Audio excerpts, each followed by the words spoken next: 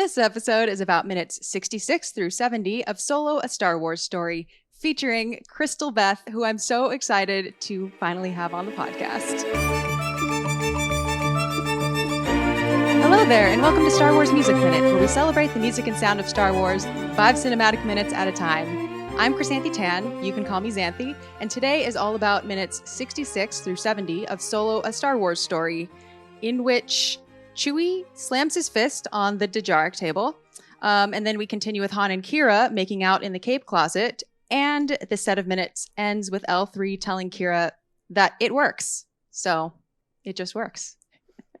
Welcome to Star Wars Music Minute, Crystal. I'm here, finally! I'm Yay! so glad that we made this happen. Yay! Also, such a great chunk of minutes.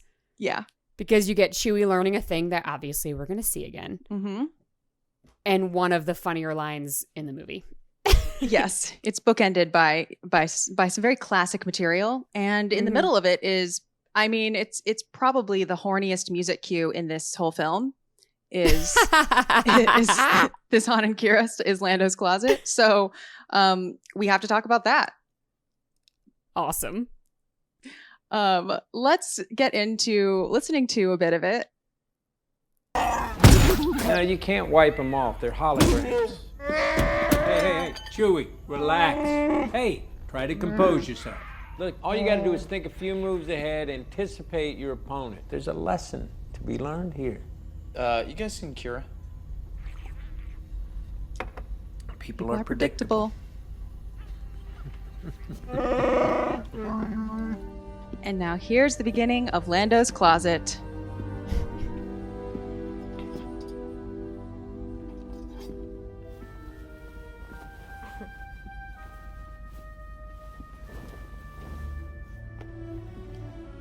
A very romantic theme. Yeah, I had to try one on. Which we'll continue talking about in a second. But listeners, if you're following along on the soundtrack, this is the track called Lando's Closet. And obviously, and it's the same title on the regular version and on the deluxe version of the soundtrack. So yeah. I like when people don't think they need to get creative with their names. Lando's Closet, not two lost lovers meet. Or it's just Lando's Closet. There it is. Well, the thing is, but Lando's not even in this scene, so it is a little bit funny. But I will also say that cue names, like the actual, if you look at the actual cue sheet of films, oftentimes the name on the cue sheet isn't actually what we see in the soundtrack, because cue names are hilariously literal sometimes, because they're just for the back end. They're just to know, and so it's more to just like know where you are. So. Yeah, you're in Lando's closet. Yeah, literally. That's so I know that when you're reading a script, it's super literal. Like interior, closet, day.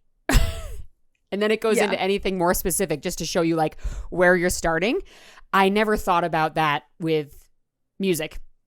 Yeah, it's pretty funny. It's pretty funny sometimes because you'll see, I mean, have you seen the deluxe edition of the Solo soundtrack, the track list at least? It came out 2 years after the regular version, so yeah, but it has like more material on it that the regular version of the soundtrack, usually misses some things that were actually in the film. So the deluxe version like has the rest of it basically, and a little bit extra that got cut out.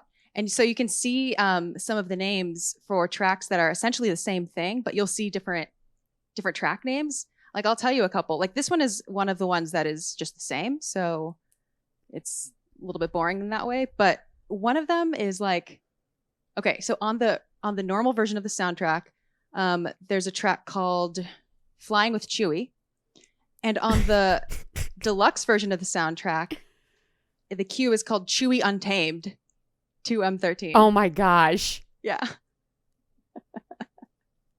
Pretty funny. That's so cool. That is so interesting. This entire podcast is very intriguing to me, and today I'm just going to be in awe because I'm the opposite of you, where I don't even realize music's on. Like I don't hear it. I can acknowledge it and I know that it makes me feel feelings, but someone could be like, oh, what's this song? And I'm like, oh, music's on? I just won't even hear it. So I'm excited to learn more about this. Oh my gosh. This is a good one too, because there is part of the soundtrack, or what we hear in the film is not the complete cue. So we'll get to compare what was intended, like what the actual full cue is, and the part where it actually cuts off instead, because I am not a fan of where it cuts off. We'll see. Well, yeah, we'll get into it. Oh my gosh. I can't wait. What an adventure we're going to be on. Seriously. Wait, before we move on, I want to tell you a couple more track names that are on the that are the cue names, talking about like how hilariously literal they are. Coming up, there's one called Oksana Florin Yada Yada Yada. And that's just when Qi'ra is pretending to be Oksana Florin. So like you can see like where the composer, they might not exactly know what's going on. So, I can just imagine like John Powell being like, this is yada, yada, yada track. I don't know. Oh my gosh. That's amazing. That is, tell me more. I want more. Yeah. There's one called, there are a few of them that are like on the regular soundtrack, it's like Mind Mission or whatever. And then on the deluxe version, it's like Extra Deluxe Mind Mission. And then there's also like there's a super extra deluxe end credit suite. And there's like deluxe train heist. Electric Boogaloo. Yeah. So yeah, just it's funny stuff. That is so funny. Yeah. It's always fun to look at. You can see even more detail when you find like the places online where like composers have to register their cues with like a performance rights organizations, and that's where you'll get the really really boring titles that are just like to make sure that they get the percentages are divvied up correctly and whatever. So you'll have like Crawl Part 1, Crawl Part 2, like Mines Part 1, Mines Part 2. So like there will be like here. Let's see. I'll see if I can find one from this. I had no idea. Yeah, that any of this happened, because there are so many like cooks in the kitchen, really. And so John Powell will have credit for some things. John Williams will have credit for some things, and then there are other people who are uncredited as well that worked with John Powell. So yeah, it's a lot. It's a whole thing. It's a whole thing. Yeah. So. I mean, I shouldn't be as surprised as I am, because it's the same thing on the other side with the film and how you have to like filming of it. Mm-hmm. It's all of the little nooks and crannies you don't think about that you have to focus on. But I never thought about that with music, and my mind is blown. This is amazing. Totally. Well, we're about to enter the infamous. It's not infamous yet. Maybe after this episode. The infamous part where the cue cuts off, the one everyone's talking about. No, not really. First page of Reddit. Seriously. So actually, before we get to the part before we get to listening to it in the film, let's listen to how it is on the soundtrack first, so we can hear it kind of fully blossoming. Well, oh my gosh, my cat is meowing so loudly. So I'm just going to keep playing some music. So okay, here's the order of events. Animal. Here's the order of events. We're going to get into it, because I'm not going to play the full 2-minute track, but I'm going to get into it with the scene, and then the part where I want to start comparing it, I'll tell you. It'll make sense in like 30 seconds. Okay, so we're going to keep listening for a second. Too many games. So what's the plan? Well, I thought we'd talk a little first, and then Love music. See For Castle. For good, Yeah, how good? foolproof. Well, it better be. You go first. No, what were you gonna say? Kind of awkward. I want to tell you so much, and I want to know everything that's happened to you since Corellia. Well, I'm not sure we have that kind of time. So in the background, the music is doing this like love Have stuff. all the time we want after the job. You and I. What? Here's where it takes a turn. Okay. I want to. You want to? To tell you everything that's happened. Okay, I'm gonna cut that off because now I'm going to play that part on the soundtrack, like on the actual clean soundtrack, so that you can hear it without the dialogue and it won't be muddled and everything. Okay, so here's what we're listening for. At first, it's sort of it's the Han and Qi'ra love theme, and it's strings. It sounds kind of romantic, and then when Qi'ra starts talking about, like, you know, she wants to tell him everything, and they, you know, I'm not sure we have that kind of time, and there's that conversation. We start to hear the Secrets theme, which is associated with Crimson Dawn, and it's the dee dee dee dee dee dee, and it comes in really softly. And what's going to happen is it's going to repeat 6 times in a row. 6 times in a row, we're going to hear this dee dee dee, and every time it's going to be different, and it's going to lead somewhere. So that's what we're listening for. All right, starting it. Okay. That's 1. This is 2, 3, 4,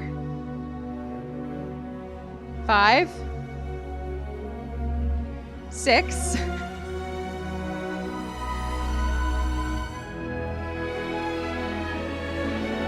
And then this is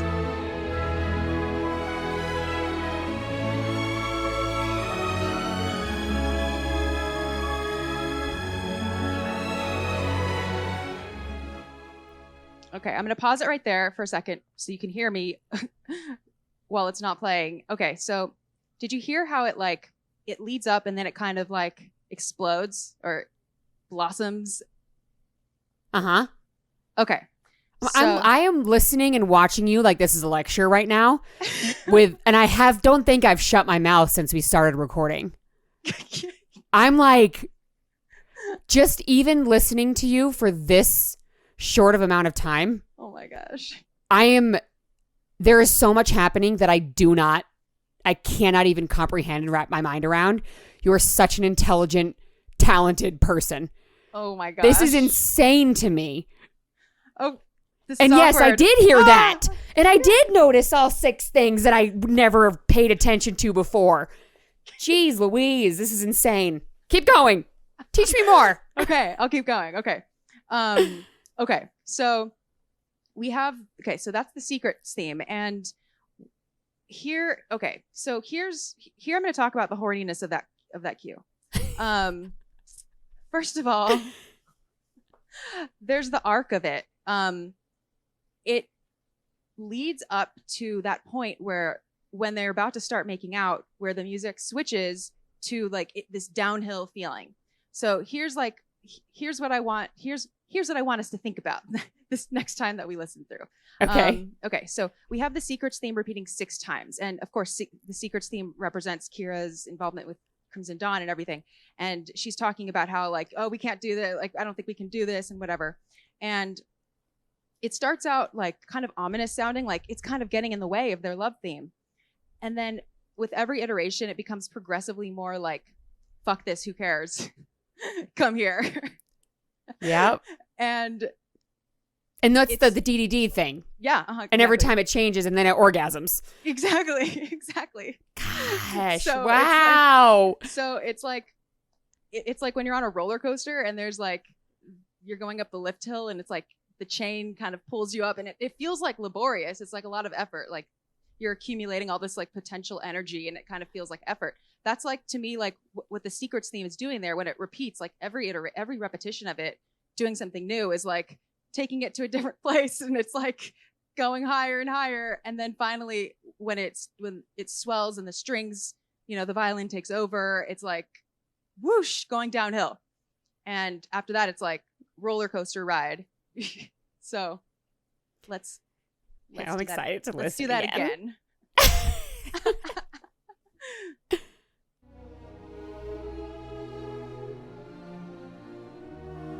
Uh-oh, secrets.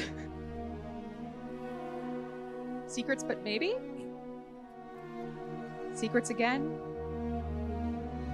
Again? It's more insistent. Now the upper octave's gonna double it. Now it's like we're really going for it. And whoosh! Kinetic energy. We're rushing downhill. Your stomach drops underneath you. The wind's like whipping past you. You're screaming. You're like laughing. Your heart's pounding. God.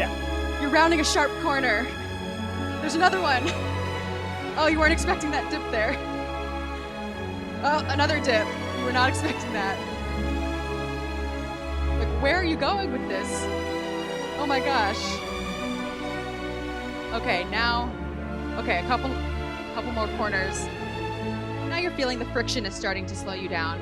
You can't last forever. And you pull into a natural stop. So that's the cue. That's Lando's closet. You know what's kind of funny is in that, I don't know if I'm making it up now, but I kind of heard Han and Leia's music in there. Yeah. Like so subtly, but there's one point, it's like, it was maybe like 20 seconds before the end. And I was like, I know that. Oh my gosh. Yeah. John Powell puts in like little references to like, kind of borrows some of the harmonies, some of the like chord progressions from Han and Leia's theme. Totally. You nailed it. Oh my God. This feels like a magic show. Wow. Yeah. It's okay. So like I'm getting goosebumps. And if I wasn't on so many antidepressants, I might be crying right now. Well, it's a very horny cue. Yeah. It's like you can feel it edging. Yeah. Yeah. And then it happens. That's like literally what it feels like. And it really is like a roller coaster. It's like space. It's like hyperspace. It's like romantic hyperspace, something like that. So that's so cool. It's an exhilarating thrill ride, put it that way. But man, geniuses. But let's listen to it in the context of the movie and see if it is, and see where it stops, basically. Because I've already told you that that's going to happen. All right. So I'm going to start. Let's see, I'm queuing it up. Okay. I'm not sure we have that kind of time. We could. We could have all the time we want after the job. You and I. What? Secrets. Right here. I want to. 2. You want to. To tell you everything that's happened. 3. But I know if I do, you won't look at me the same. The way that you're looking at me right now. 5. Nothing's gonna change the way I'm looking at you. You don't. 6. I don't know what I've done. Now you're going down the roller coaster.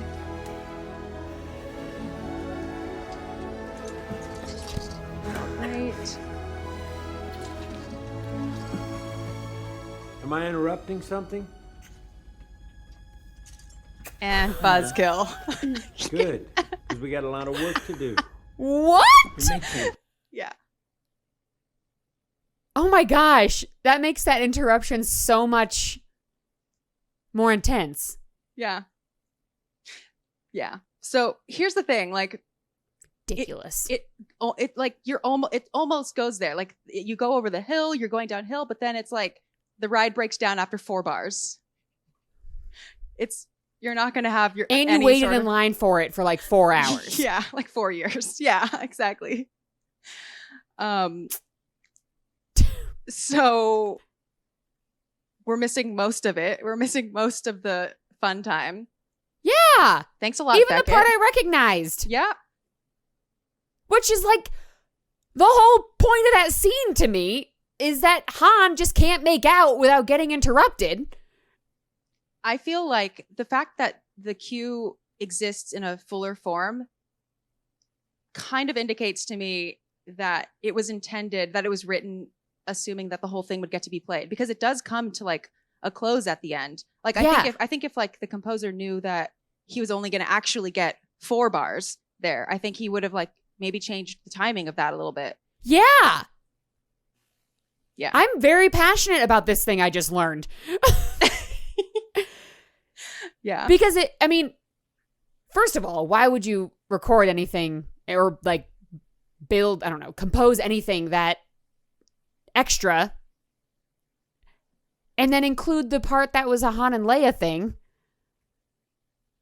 If you didn't think they were going to use it. That is so interesting. I mean, I think it was cut. I think the film was probably had a cut there. Like if so scoring happens like last. So scoring would have happened after the film was already cut. So he must have scored it to something on screen, and then something on screen got cut. So the music had to get cut too. Unfortunate. I think it's unfortunate. I didn't notice till now. I mean, you wouldn't notice unless you would have compared it to the like full version of it. Yeah. Wow. I didn't like, the only reason I noticed was because like I was watching these minutes and I'm like, okay, yeah, this corresponds with that track. And then I was listening to just that track and I was like, but I don't remember hearing this part in the film. This part feels like it develops to more places. And I feel like in the film, it just gets cut off. And then sure enough, I compared them and it gets cut off. Wow. The reason like the filmmaking is a group effort, blah, blah, blah, blah, blah. However, I feel like sometimes decisions obviously will benefit one department more than another, or right, the others will maybe make do or whatever. So like they didn't obviously just cut it. They cut it and kind of replaced a note from another place so that they could have that part where it just draws out. Yeah. Just a sustained. I do that when people mess up recordings when I'm editing it. Yeah, so that's what happens here. It's, it's a little bit comped right there. But do you think the editor did it? And then like, did you have to get permission from a composer to edit their stuff? Oh no. Gasp. I gasp at that. The composers are at the mercy of the film. Which is funny because films are literally at the mercy of the music. Thank you. So true. I have such passion right now. Me too. I feel like I'm going to like start yelling at you, but it's not about you. Okay. I'm just prepared. At like an 8 and I'm about to get higher, I feel. I'm prepared. I just feel like the movie, for me, I struggle just jumping into this story. We're the first time seeing Solo. It's not like you have to sell me on Qi'ra you have to sell me on this. I don't just jump in. This is not Leia, like, put it that way, right. So I want to actually see their passion, and like, I need to spend a little bit more time with them in that space before just getting cut off all the time, or it becomes less believable. Like, I think it just like undercuts the passion in that moment, to have the love, and it makes the love theme to me sound silly almost, because it's like, why go through, it's like such an earnest, like romantic, extremely like overtly romantic. Like it's not like ironically romantic or like something like, I don't know. It's so old school, like Puccini style, like operatic, romantic, all out earnest. And it's kind of cut off in sort of a humorous, comedic way. And I don't like that for them. So what's funny is that is exactly how I felt the scene. That's how the scene felt to me. And I was like, why is this funny right now? And I don't like I said, music, I'm not listening to like what's happening and how it's cut and all of that. And I always just chalk it up to acting and writing because I'm not thinking about music. But it is super passionate and then ends where it is a subtle funny, but no one's being funny, which makes me think that they were bad acting because there was no like comical pull away. Right. Oh, as a comedian, so you know more about that than me. Just like, it's so subtle. But, and obviously I watch a lot of movies. I love movies. And I'm very aware, I buy soundtracks all the time. I'm very aware of how the music makes one feel when you're watching and how music can change the entire feeling. It makes so much more sense to me why that scene didn't feel true. And even the music's low too. Like you can't, for me, yeah, it's there. Oh, look, they're cute. But hearing it now with that, it's like a button at the end of a joke that never happened. Totally. It's crazy. Yeah. I like am in a different universe right now. Okay, keep going. Teach me more things. Well, I think it's really interesting that like you picked up on the feeling. Like music is, it's probably one of the most subtle manipulators that film has at its behest.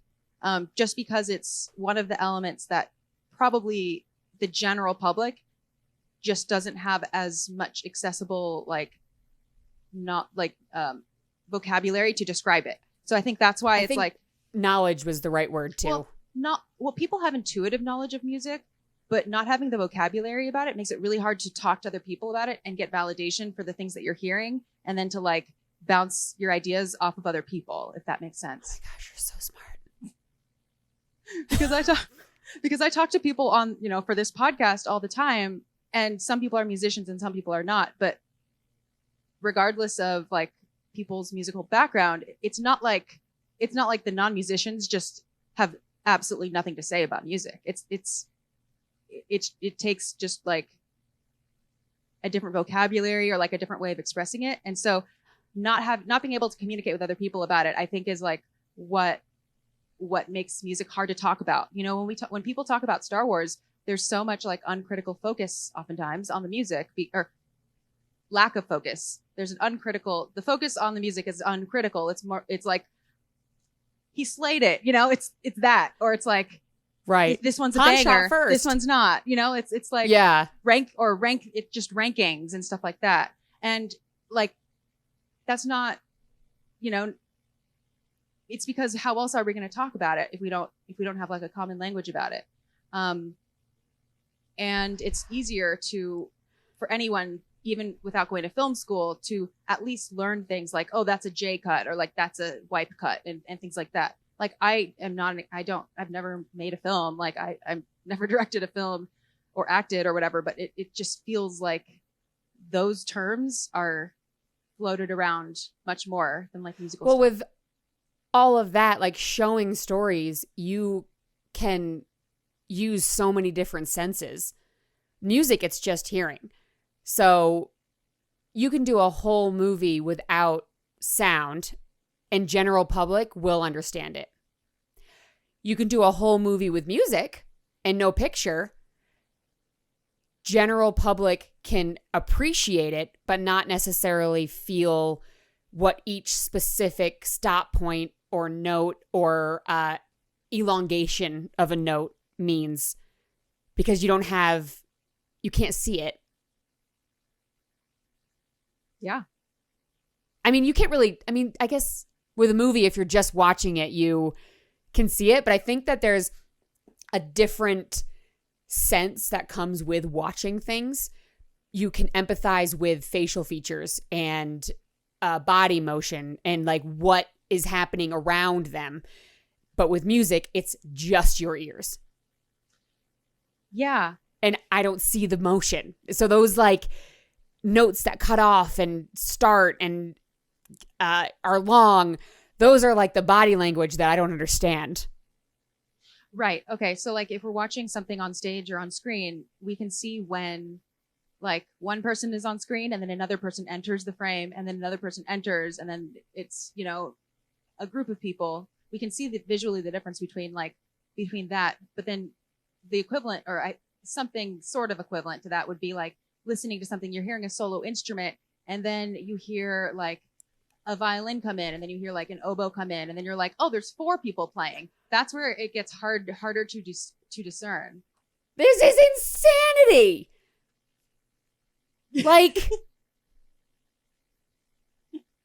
I actually am going to cry, because it's a whole nother level of understanding something awesome that I like can't wrap my head around, and it's so frustrating, but that's exactly it.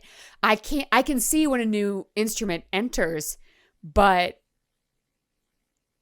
it doesn't mean the same thing. It's like I'm colorblind. Like I'm not, if I was watching something and couldn't see every color, oh my gosh, I'm living half a life. I think society is, I think we're very like, I think there's like a visual bias or something, like where I don't like have statistics on it or anything, but I feel like the things that we see and just the way that like life is, the visuals are probably more preferenced. Yeah. So I think people just don't have as much experience having to like close their eyes and listen to things. You're right. And I'm very upset about it right now. Like the amount of, because I went to school for film production, the amount of time I've put towards how to arrange a shot and as an actor, how to be in the shot and find your light and make sure you're in the right spot. And all of that, I never mapped it over music. And my husband and I love going to, like when the New York or Denver Philharmonic, they play the music for movies. I love it because and I thought I understood music for movies. But there's a whole, and my husband works for the Berklee College of Music. Like maybe I should take a class, like actually invest some of my life into what he does. But I want, what's funny is the first thing I'm thinking is I want a book that can kind of explain this to me, but it would still be visual. Right. I need to hear it. Yeah. It's really tough. This is so awesome. No. Do you want me to say it again? Yes. Okay. So I think where we just were was me getting very excited about the fact that entrances of instruments into music are exactly like entrances with film and acting. And I did not even realize that until right now. And while we were trying to figure out the sound, I texted my husband. I literally texted him. I'm going to start crying again. I'm learning so much in this podcast. It's insane. It's all about the music, and I had no idea. I'm getting emotional because it's like watching it again for the first time, which is like something I never thought I'd get again. So I'm pretty excited. It's really awesome. I love that feeling. And it's about solo, which is like my least favorite one, and I'm still excited. It's my least favorite one too. And then listening, but every like, time even that little bit with like Han and Leia and it's just like, yeah, you know, you're the music person, but it's like really affecting me. Emotions. Music will do that. I get over a 6 and I have no idea how to handle it anymore. Neither do they after 6 times of hearing the Secrets theme. Hey.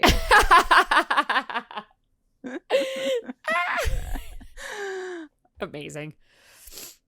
So listeners, sorry about if what we are talking about now sounds a little bit disjointed from what happened before. I was having an audio issue. And we are on the other side of that now. So on with this discussion. So we covered the Han and Qi'ra love theme that is in Lando's closet and incorporates the Secrets motif. And Beckett is a buzzkill and comes in and interrupts the moment. And let's continue listening after that to see what happens next, because then promptly another cue starts. Mistake, which is yours to make, except when you start to interfere with my livelihood. This isn't going to interfere with your livelihood. You don't see it because you don't want to. Maybe I know her a little better than you do. Maybe you don't know her well enough. All right? Look, like you, kid. We got a good thing going here. Me, you, Chewie. Yeah. Right? The makings of a solid crew. Those sounds in the background. Does not work with Qi'ra. It worked with Val. You trusted her. You want to know how I've survived as long as I have? I trust no one. So this is a secret theme Assume again. Everyone will betray you, and you will never be disappointed. Sounds like a lonely way to live. It's the only way.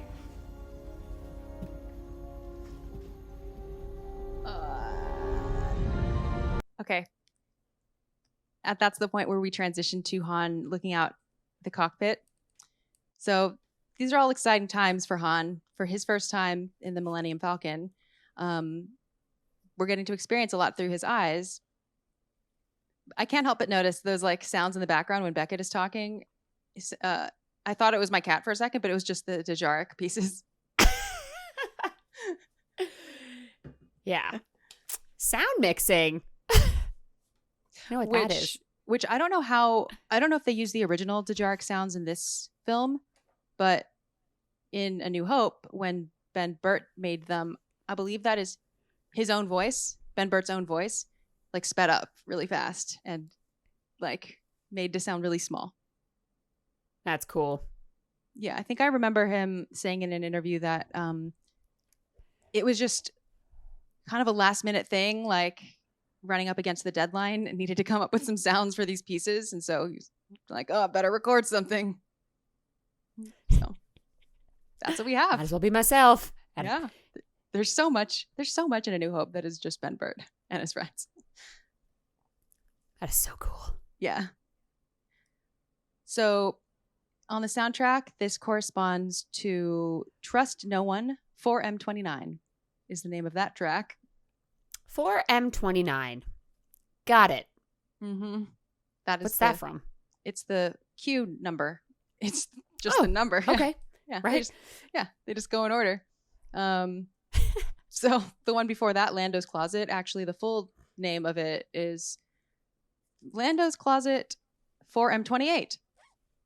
Oh, look at that. Yeah. Like episodes of a Movies by Minute podcast. Yep. They just get higher.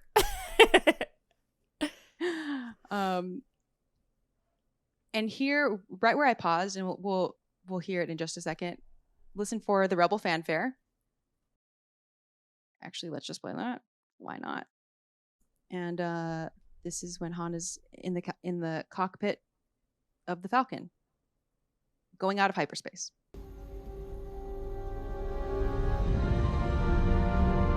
Dropping out of light speed now. Ready to...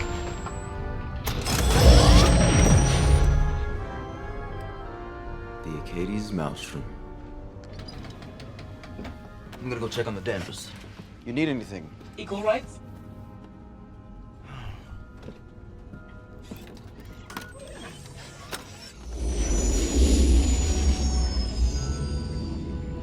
That's the young Han Solo heroic theme.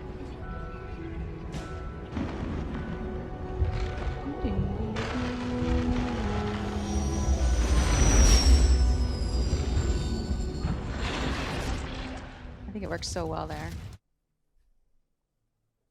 Any thoughts? Do you like Yes. do you like the Rebel It does. fanfare here? Any thoughts? Yes. I have thoughts. I don't know the words for them. Music vocabulary. I remember that part when he was first there. And anytime that music comes up from the original trilogy, I just get excited. And it's going to make any moment in any film, mostly Star Wars films, because that's what they use the music in. Even like subtle, teeny notes, like 3 notes, it will automatically invest me more in what's happening in the scene. And I'll even, because I watch Star Wars so often and I've listened to the soundtracks often, other music, I'll be like, they're trying to sound like Star Wars. I can like hear a couple of notes that are like the same, and I'm like, you stole it. You can't use those 3 notes together anymore. They're Star Wars notes. But yeah, so this part, I remember being in the theater and just being like, yeah, pretty much like Millennium Falcon's my favorite character now, pretty much. So anything with that is the best. So you're pretty easy to please in terms of quote unquote fan service, like music. Like it's not like you don't get overloaded too quickly with recalls of the past. No, God, no. People that are like, oh, too many Easter eggs. I'm like, no, make me remember why I'm so happy all the time about this. And like, you don't want to be too heavy handed. Like, I don't want to, like, I don't know, Star Killer base. Maybe a different thing. But I love recognizing something. And I like those movies, the originals, for a reason. The music meant something to me my whole life for a reason. And when it's used right and put into the right spots, I think it's great. That's a good way. Yeah, that's a good way to think about it and feel about it in order to enjoy the soundtrack to this movie. You think they do it too much? I'm not sure if they do it too much.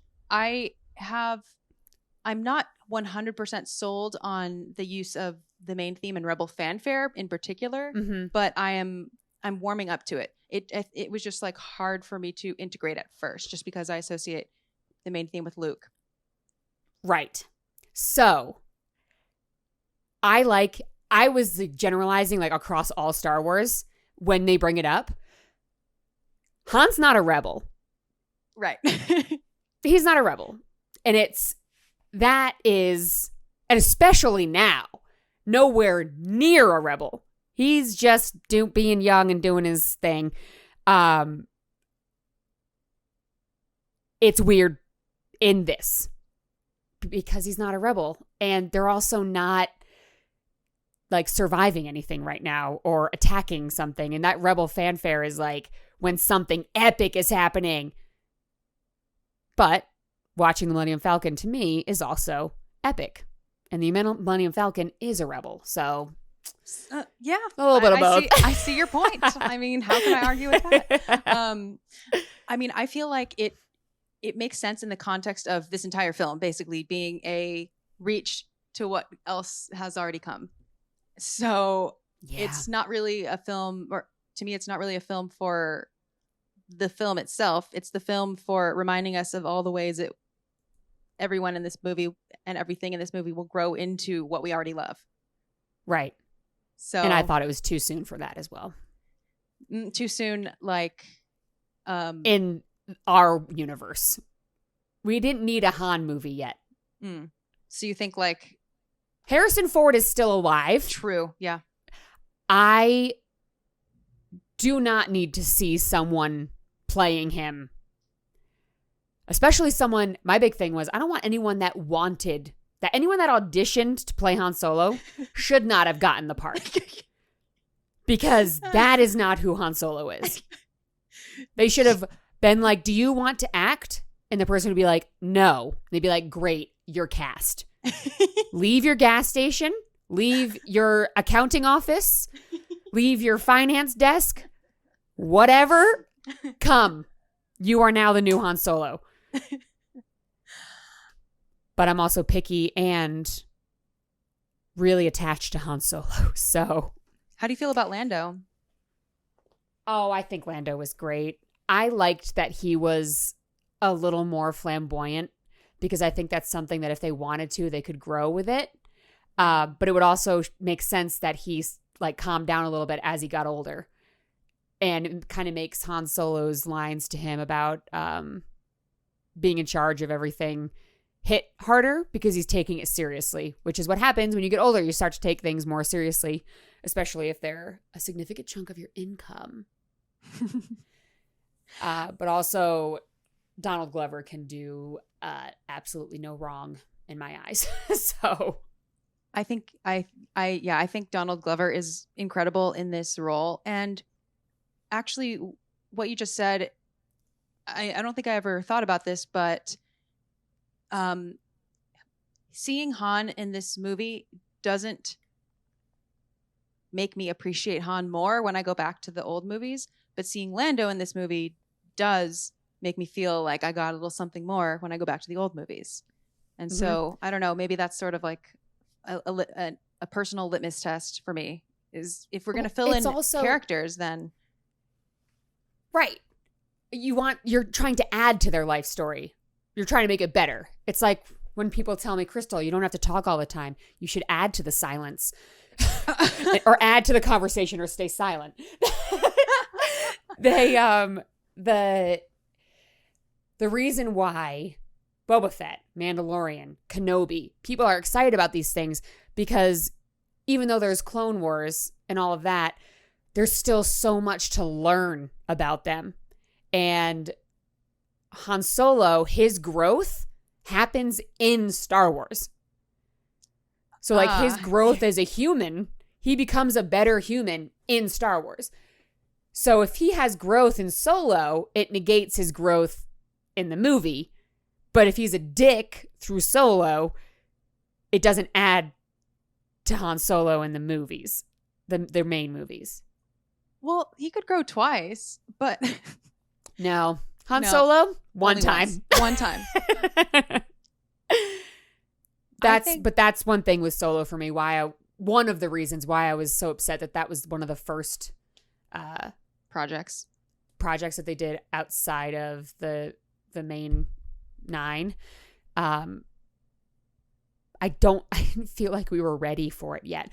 I don't know how I would feel if they came out with a whole Leia movie either. It would be so awesome, but I would still be like, that's not my Leia. It is. It would have to be done really well. And I would still watch it and enjoy it and probably weep, but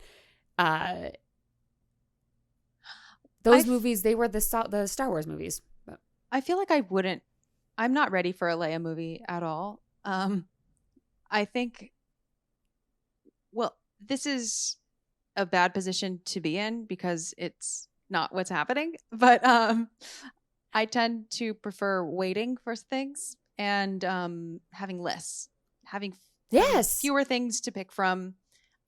Yes, I will watch every Star Wars and probably read every Star Wars and do every Star Wars.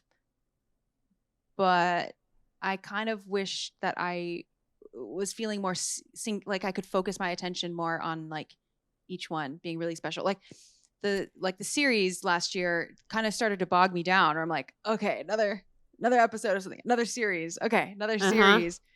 All right, this is a lot. And I'm happy for it, but like also I wouldn't have minded if you didn't give me this much. Right. Yeah, don't put R2-D2s on the oranges I want to buy. Oh, I'm at the grocery store. Oh. I don't need to buy. Oh, no, it was BB-8. I was like, I don't need a BB-8 orange. I just want clementines. The bag had Star Wars all over it. And there is a quote from the very famous movie Angels in the Outfield where they say, easy, I think his name is Rex, less is more. When the guy's being a real jerk at the end, the announcer guy. I haven't seen that movie, but I've heard that quote, so yeah, less is more. Very famous. Yeah. Ranch Wilder was his name. You can't fire me. I'm Ranch that sounds Wilder. Sounds like a Doritos flavor. It does. That's amazing. I would eat that. Ranch Wilder is just like a more intense ranch chip. But less is more. When you're surrounded by it, it takes away from the special. And this is a really bad comparison. But, no, never mind. I want to hear now. Like bad news. I was going to say like specific news, but like if we're just flooded with things like about the world. I was going to say school shootings. School shootings, what happened, it would be like, oh my God. And I say to my husband now, there was another school shooting last night. And he just like shakes his head and he's like, it's crazy.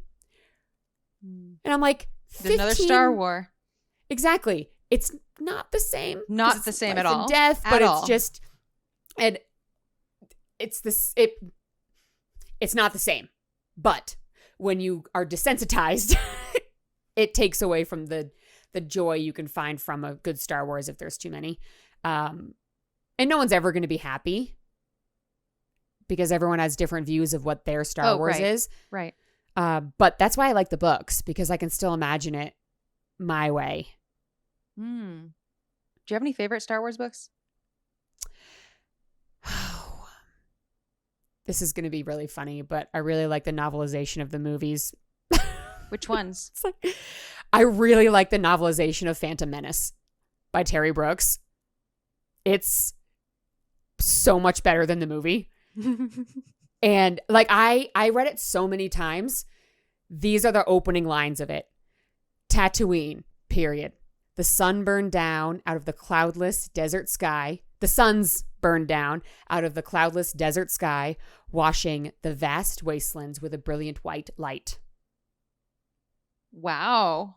And the whole book is just so eloquently written, and there's extra scenes, and you get to kind of see it the way you want to see it. Because if you rewatch Phantom Menace now, the special effects are so bad that it almost hurts to watch.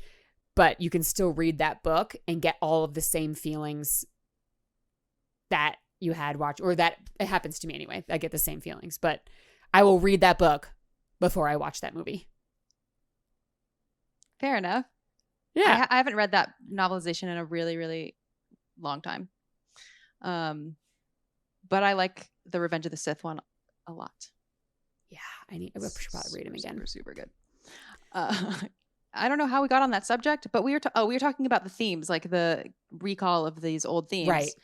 Basically coming up, and you know, this is for the fans. This moment is for the fans, hearing the Rebel fanfare, and we are also hearing interspersed with it the young Han Solo heroic theme, which is do do do do do do, and awesome sound design in space is what my notes say. And then we're about to enter this conversation. What's that sound? Carbon bergs, size of planets crashing into each other. Ships fly in there, they never come out. It's ionized gas, water vapor, possibly vacuum-breathing life forms swirling around the moor. Only way in or out is this channel. So what are you going to do about your little problem? Such a British script right there. Problem. Well, that brand on your wrist tells me that you're committed. And that young male's heart fluctuations tell me he's in love with you. Han is not in love with me. Oh, please. I love when her voice changes there. Me too. I know from Star Wars Minute podcast, on Star Wars Minute podcast, you were on the week after I was on, and they asked me, like they do, like, do you have anything else to say about the rest of the movie? Anything you particularly like or dislike? And when they asked me that, I said, I particularly am not fond of the way that L3 is written.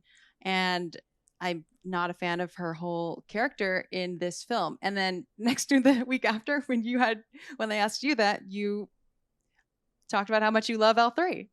So. Yes, isn't it funny? Because I love L3. I thought she was the perfect comedic relief, and every Star Wars has that one like weird thing that kind of grounds you, like Ewoks or Jar Jar.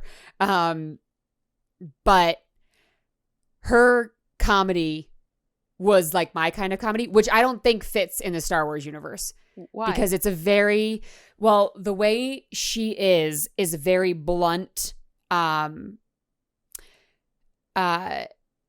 dry humor, and I feel like that's very specific to Earth, which might seem funny because... Do you feel the same way about K2SO? Yes, okay. But I love K2SO as well. I think they're perfect for it. Like, I think that K2SO is a little more grounded and less silly. Okay. I think that one of the things that I'm not not my favorite, I don't think they needed to make it a love thing between her and Lando. But it did bring one of my favorite lines, which was, it works. I think that I have good feelings associated with her. I think she's very funny. I don't know if the whole equal rights thing was, I don't think I needed that. But it served its purpose. And yeah, if you want to hear more, listen to Star Wars Minute. I'll talk about it. Yes. Interesting. So do you feel like lines like "it works" and do you think any of that was improvised? Or like what's your, because that immediately reminds me of in Book of Boba Fett, the Mandalorian episode, when Amy, what's her name? Sedaris' character? Yeah. Is talking about the Jawas. And I can't remember exactly what her lines are, but it's something to the effect of like, "it works" and stuff like that. Like, right. It sounds like she was improvising and they were like, okay, we'll let her. I don't know for a fact that that's what happened, but she has a very improvisation. I mean, she improvises a lot on set. So, but I don't know about this. I feel like this was written and I feel like the voice acting was done really well. And there's a heightened sensibility in Star Wars. They don't talk low like we do. Like it's written. You can tell it's written. Yeah. Speech isn't casual. Mm-hmm. This is casual speech. And that feels foreign to Star Wars. Just like when Poe goes up to the Star Destroyer and is like, is Huxley? Hux? Is it just Hux? Mm-hmm. Hux, with an H, Hux. I was like, what is this casual, weird way of talking? AKA our way of speaking. It doesn't sit right in my ears, I guess, character choice wise, because they're not from Earth. Mm. And in the other movies, they all speak with distinction and they don't use like extra words to say things or have pauses. So do you feel like it works better that it's coming from a droid with like such Yes. with such a pristine accent? Yeah. Yeah. It's if a person was like that, like Amy Sedaris, granted, that's different because that's Mandalorian Mm-hmm. and they can't do anything wrong in my eyes. The movies that have to do with my Star Wars, that's where I start to get picky with things like that. Especially because I have a lot to say about someone else playing Han Solo. So, Not a fan? we just didn't need it yet. Right. We didn't need it. Like, we should get them when we need it. It's time. We need this. We did not need Solo. Rogue One. Great. Pause. So you're not on Make Solo 2 happen train? Maybe in like 20 years. I don't feel enough for the characters from this to see more. I don't think I do either. I think I would though if I mean I talked a little bit about this on Star Wars Minute probably, but I think I would maybe have liked to see Han younger than this. Yeah. That would be awesome. Like a very different little kid.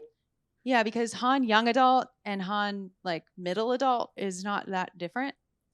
I would like to see more like actual origins. Your origins don't start when you're 25 or okay, I understand. When you get your last name. Yeah. You're by yourself? Solo. I remember I was sitting at Alamo Draft House. I was sitting next to George Hendricks and my husband, and I said, "Oh my God. You just made that canon?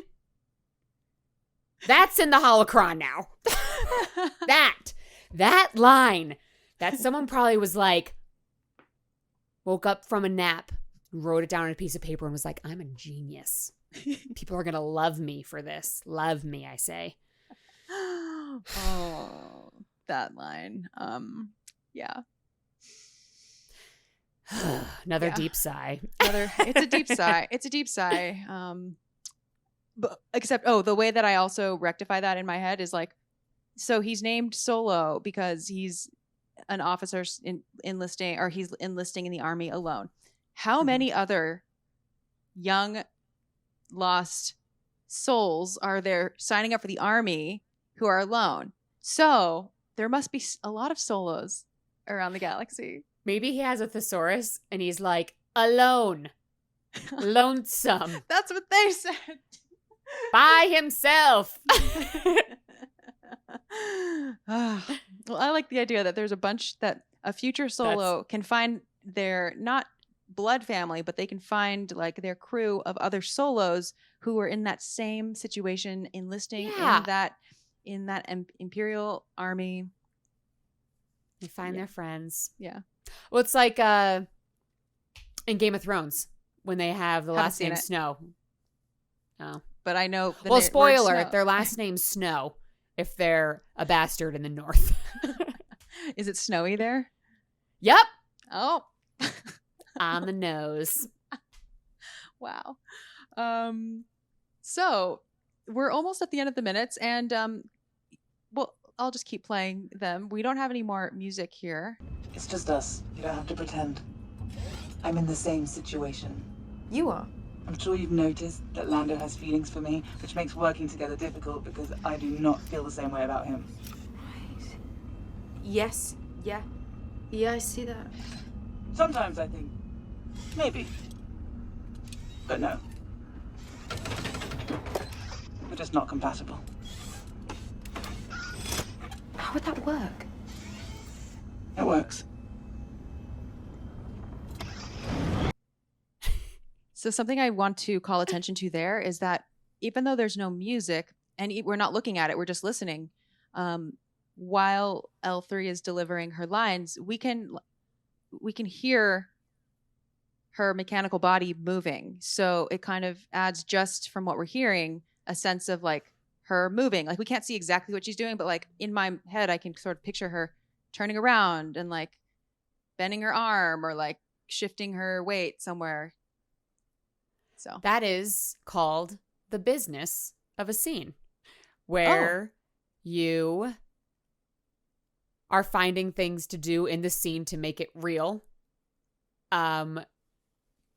Like if you're in a play or something and you're folding clothes while you're saying lines. It's the business of the scene. Or at least that's what my acting teacher called it. But it helps fill out a scene. It makes it feel like something is actually happening and real life is happening around it. She's really flying a ship. One part of this scene that I don't like, Emilia Clarke is a great actress. Her character is a great liar.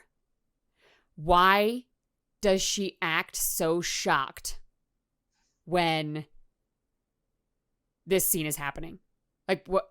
Oh, really? What? It doesn't make sense to me because she's trained in the art of persuasion and making people feel comfortable to give up secrets. But she hears this news and can't be like, because even I can pretend, I'd be like, oh yeah, really? Mm-hmm. And in my head, I'd be like, what the? But she was so obviously shocked.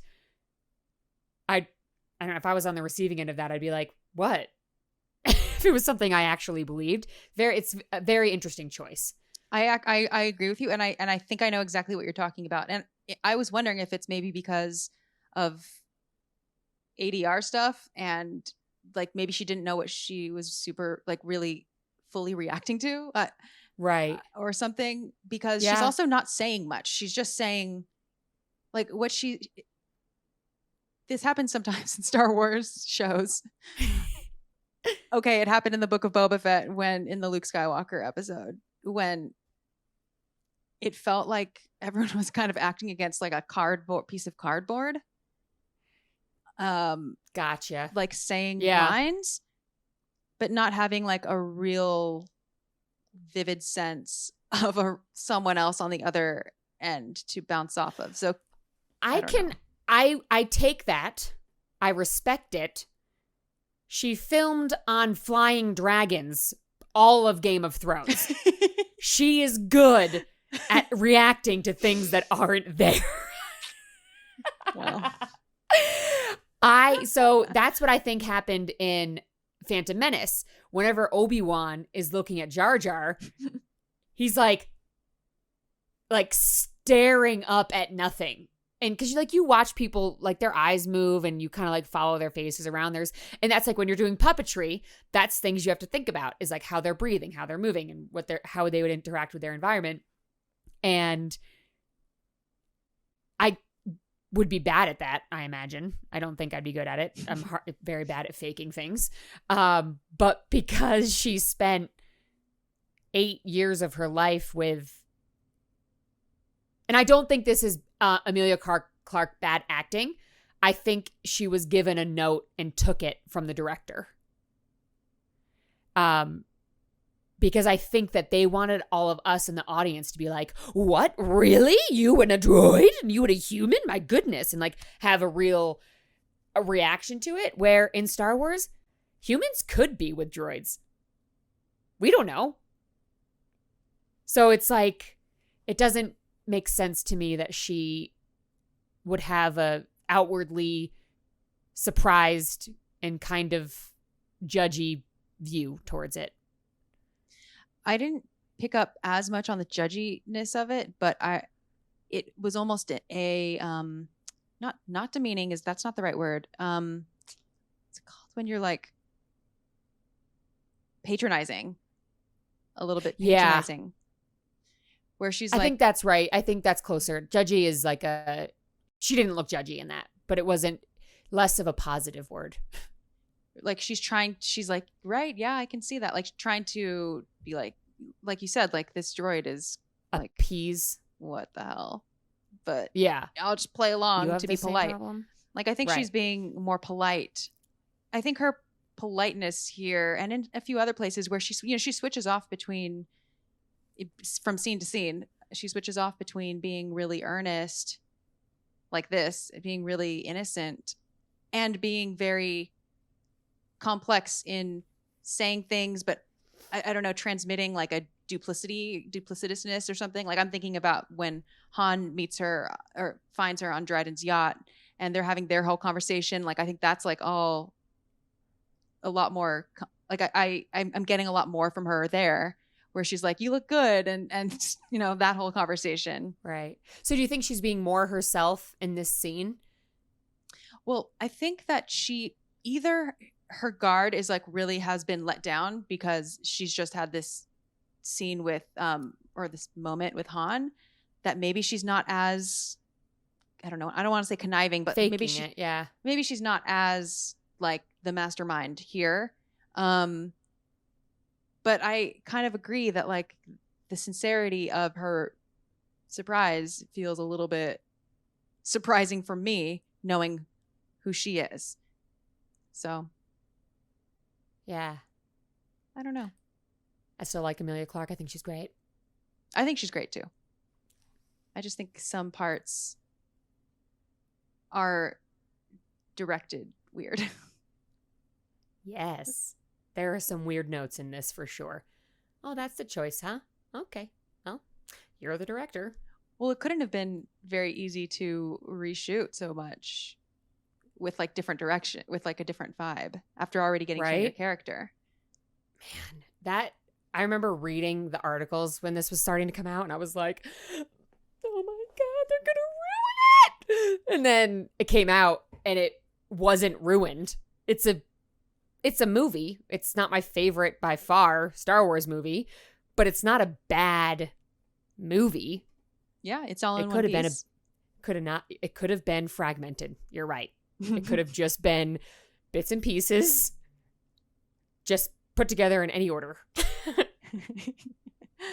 I kind of wonder what it would have been like if it were just like chapter 1, chapter 2, chapter 3, kind of disjointed. I don't know. Yeah, that wouldn't be so bad. That's actually a fun thing to play with. Yeah, I like when books do that. Me too. You just fast forward a little bit. Mm-hmm. Have you read Darth Plagueis? No, I have not. Yeah, I'll that write has it a lot down of right time now, though, jumps. so I So forget. it's satisfying to see characters like then jump forward 20 years and you're like, oh, we get like actually like a big span of their journey. And by they, I mean, Plagueis and Palpatine and stuff. So Right. yeah. So Well, that's an improv when you're doing comedy. You don't want to talk about something that happened. You want to show it. Mhm. So if you're like, well, yesterday when I was at the thing, this giant bear came up. We don't want to hear. We want to see the scene with the bear. So it's like these things are happening. You don't need to talk about like the little stuff. Just jump to the next big thing. Mhm. Continue on with the life and the development. Yeah. Also, a creative writing tip, a storytelling tip. Yes. You're going to learn a little bit of everything today. Yep. Do you have anything else to say about the music or sound in these set of minutes? I don't have time to listen to podcasts ever because I have a short ride to work and I'm at work for my entirety of my life. I'm going to listen to this podcast from start to finish because I'm so excited to hear about more of the music stuff. Oh my gosh. I'm so So excited. kind. Yeah, I'm very excited. I don't even know how to respond because I'm just a You little don't bit need to. flustered. Okay. Yeah, you don't need to. But it's like I am not joking when it feels like I was able to watch Star Wars again for the first time because I'm learning something new that I never knew. And I know a lot about Star Wars. I came in first in trivia on Star Wars Day, so I carried my team. Congratulations. Thank you. But it's rare that I'm learning new things about it. So to be able to go back and listen to all of your episodes and hear how to listen to the music better, I will not be able to do it on days that I have to go talk to other human beings. Because I'll probably just talk about that and then start crying. Then you'll And know be who like, your "Are real you?" friends are. I know, right? They'll cry with me. They'll be like, I just learned this thing. These 3 beats mean this, and the whole movie means something different now. Oh, music. Right. Okay, well, before we get to the Star Wars Music Minute Questionnaire, I will do the rundown of the themes and where we are in the soundtrack for those listening. So in this set of minutes, we hear the Han and Qi'ra theme, Secrets theme, the Rebel fanfare, and Young Han Solo, the heroic version. In the soundtrack, we are on Lando's Closet, also known as Lando's Closet 4M28. We're also in Trust No One 4M29. And one other thing that Shazam popped up when I did the Shazam test, which I suspected already, but interesting that the algorithm picked it up, is it also pulls up Super Extra Deluxe End Credits Suite as one of the tracks that's playing. And I'll get to this at the end of the season, but the end credits of this film sound just kind of like recycled tracks from previous parts of the film. So this kind of confirmed that suspicion. That's amazing. A little bit. So yeah, this part is in the end credits. Not even, we'll get there. We'll get to the end credits when we get to the end credits. Yeah, spoilers. Yeah. But are you ready for the Star Wars Music Minute Questionnaire? I can't wait. All right. So this is the same set of questions that I ask every guest. Question number 1 is, in exactly 3 words, what does Star Wars sound like? Home, excited, adventure. Ooh. I don't think anyone said home before. Nice. Yeah. I like it. Question number 2. What is something related to Star Wars music or sound that you're curious about and or want to learn more about? All of it. Good answer. Yeah. All I want to just learn, period, now, because it's... And what's funny is that you let me know the questions ahead of time, which is why I had my 3 words picked out, even though I was choosing from like 15. Because I was like, and I listened to it, I like listened to the crawl for the, like, just to like kind of feel. And I was just like giddy and like jumpy. And I'm like, this is exactly what I love. But now I know that I know nothing. And I'm excited to know more. I love that part of the journey when you're like, well, I love knowing nothing, but seeing that, because seeing that it's there, you're like, exactly. What? Yeah. crazy. And finally, what is a score or soundtrack that you're fond of besides anything Star Wars? Contact. Oh. I love Alan Silvestri. I think he makes such beautiful music. Contact. I have not listened to that score. I saw the movie I at walked some down point. the aisle to the main theme from Contact for my wedding. Oh, wow. It is beautiful. I'm going to have to give that a listen. Yeah, it is. And Contact has I always used to watch it with my dad, and it starts out with like her and her dad not really spoiling anything. Her dad dies. And she grows up and she like goes into space, and it's just this growth journey. And the theme is like galactical, but grounded and soft. And it's amazing to walk down the aisle to, is what I realized when I was listening to it. I was like, oh, amazing. Because our whole ceremony was music themed. So we walked back down to the metal theme from Star Wars. Nice. But I highly, even if it's just the main theme, ooh, it was the first thing I thought of when I saw the question. Nice. I like it. Well, thank you for coming. Like, we've been trying to do this. Well, I reached out to you like a year ago. I know. I've wanted to have you on the show for a long time. I know. And finally we did it. So we did it. Yes. Yes. The best day ever. I'm so excited that it actually got to happen. Yay. Where can people find you and your work online, if at all? Sure. I mean, you have a lot. You're very So I have a talented. website, The Crystal Beth. It's outdated. There's lots of old stuff on it because I haven't had time to do anything fun or new in my life. So you can go there. I have some sketches there. The Crystal Beth on all social media. As we just mentioned, maybe don't message me on Twitter because I won't get it. I don't go on that often. So, yeah. Instagram, website, emails, the.crystalbeth@gmail.com. And I have a podcast coming out in July that I'm a part of. It is a role play Dungeons and Dragons-esque podcast called Sequest. And I'll be doing that with Asterios Kokonos, who's also from Star Wars Minute. And a fellow Greek. And a fellow Greek. Yep. Yeah. Yep. Wow. I just found out I'm Greek. Very exciting. You are Greek? Yeah. Oh, well, welcome to the Thank Greek you. family. I'm here now. Yeah. I was wondering why I looked like this when I thought I was Irish. Makes more sense. And but yeah, that'd be it. didn't you do the Crystal?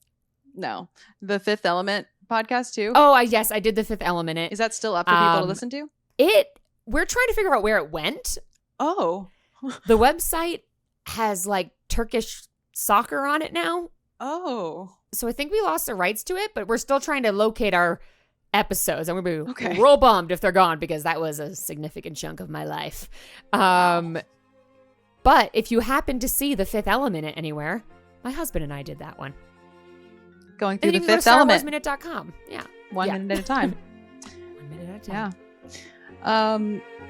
Well, thank you again. And listeners will be back next week to talk about minutes 71 through 75 of Solo: A Star Wars Story.